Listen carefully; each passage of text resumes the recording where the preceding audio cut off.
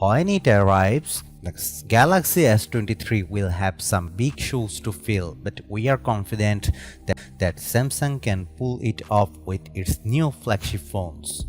Among this year's releases, the Galaxy S22 and Galaxy S22 Plus felt a lot more iterative than innovative, but the Galaxy S22 Ultra had no such problem bringing the Galaxy Note back to life. Rumors about the Samsung Galaxy S23 are just starting to pick up, but we wanted to share what's out there.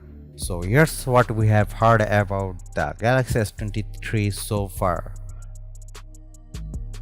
The Samsung Galaxy S23 has been tipped to ditch Samsung's Exynos chip in favor of Qualcomm Snapdragon 8 Gen 2. A leak says that the S23 and S23 Plus will both get an upgraded 12-megapixel front camera for better selfies. This would fit with Samsung looking for alternative chipsets, even those from MediaTek rather than current partner Qualcomm. Obviously, none of these are 100% confirmation, but Samsung might still be interested in improving its Exynos brand. We'd welcome this, considering that the Exynos 2200 failed to meet our expectations, lagging behind the Snapdragon 8 Gen 1 in our Galaxy S22 Plus benchmark tests.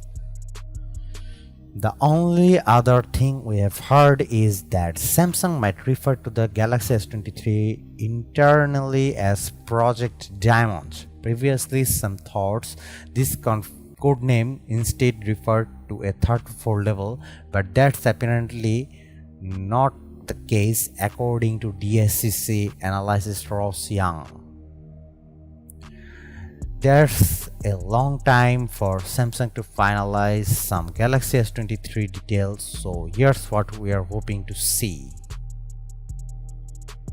A post from famed Samsung leaker Ice Universe on Twitter claims that the Galaxy S23 Ultra will have a whopping 200 megapixel main camera, a holdover rumor from the earlier days of S22 speculation. This camera will supposedly be optimized for several years.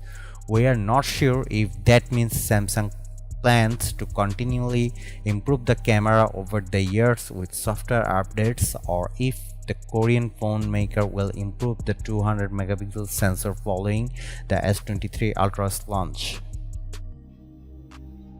Better model differentiations. Let's face it, the Galaxy S22 and Galaxy S22 Plus are pretty boring. They look just like the predecessors without many new features. The biggest changes involved improved nightography for low-light photos, but all of Samsung's efforts clearly went into the most expensive Galaxy.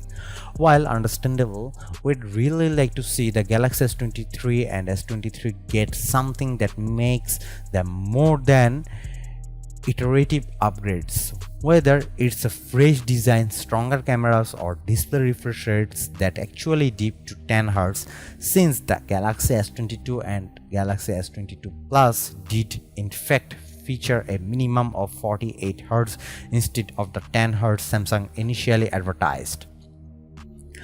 We just don't want the Galaxy S23 and S23 Plus to bore us. The Galaxy S23 Ultra though should be anything but boring. Samsung executive Bro Taemoon may have just told us that the Ultra will be returning for the S23 lineup and that it isn't going to disappear anytime soon.